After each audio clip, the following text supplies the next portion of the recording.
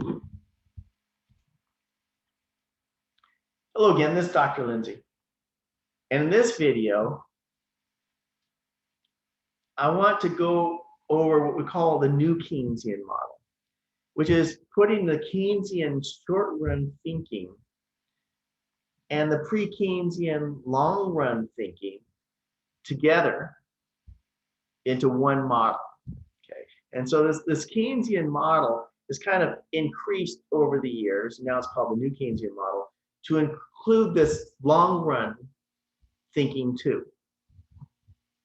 And since they both have the same thing on each axis, we can do that. So we'll put inflation over here and real output over here. And we've got this aggregate supply curve that we can think of as a short run aggregate supply curve. We have an aggregate demand curve. And this will give us the short run equilibrium. But we also know there's a long run aggregate supply curve at potential. So I'm going to draw this so that they all intersect together at potential output. So this will be the long run aggregate supply curve, and it's vertical at potential. And the short run is something other than vertical. It's upward sloping or maybe kind of flat. Now in this model, we can think of it this way.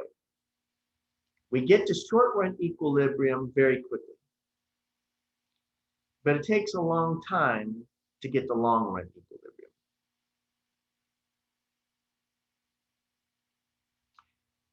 If we are in long run equilibrium, then we also are in short run equilibrium, because we're almost always in short run equilibrium. And if we're in long run equilibrium, we are at potential output.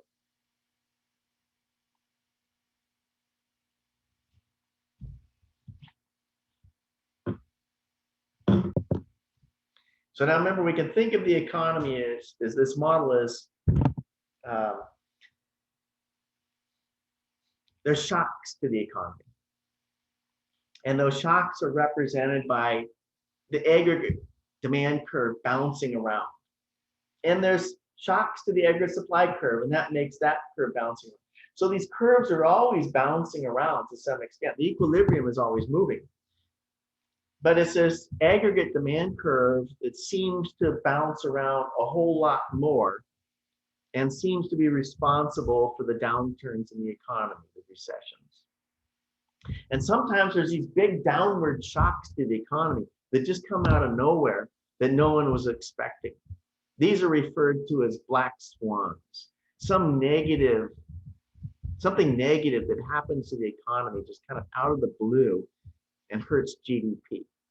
And we can think of a black swan then as just a negative demand shock, where this aggregate demand curve shifts to the left. So let's say something like that happens. Suddenly there's this lack of confidence in the economy for whatever reason.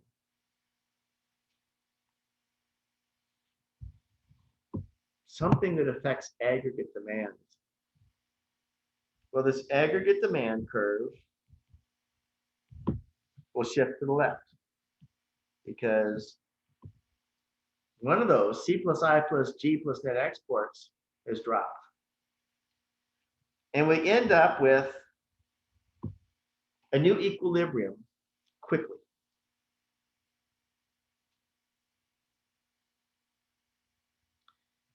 And the output is going to change. In this case, output drops. So we'll say we are here originally at point A. That will be the full employment right on the PPF, long run equilibrium point. And we're in long run equilibrium, we have to be in short run equilibrium too. So aggregate demand shifts, and we move to point B quickly. And point B is the short run equilibrium.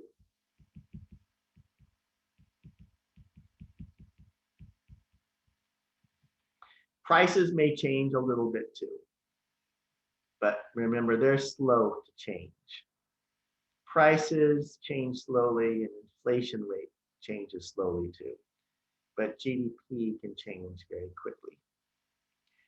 So we move to point B pretty quickly. What about the long run?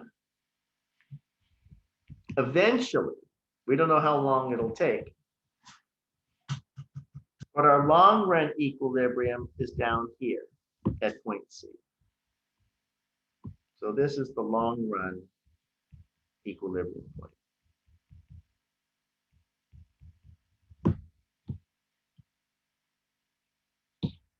And it will have a lower inflation rate, but we'll be back at potential.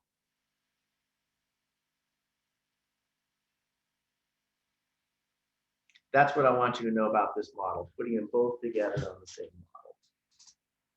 This incorporates our short run thinking of what's going to happen in the short run and then what's going to happen in the long run. Now, since C takes a long time to get to, it might be that the economy bounces back to point A all by itself. Maybe there's a positive demand shock that pushes us back up. So maybe there was a fall in real estate prices that causes aggregate demand curve to shift to the left, but maybe prices go back up again. You know, maybe there was a big fall in stock prices which pushed that aggregate demand left, and then stock prices went back up again and pushed that aggregate demand curve back to the right, and we got to point A. But if it falls down and stays down, then we know where the long run equilibrium is going to be. It's going to be at point C. It's just a question of really how long it's going to take to get there.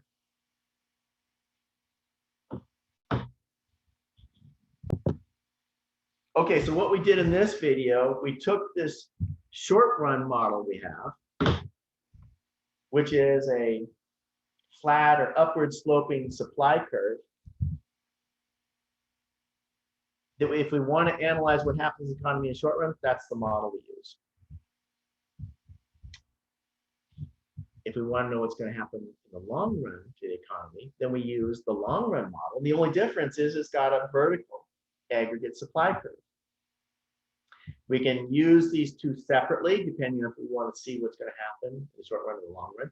Or if we want to, we can just combine them into one model and see what's going to happen in the short run and see what's going to happen in the long run.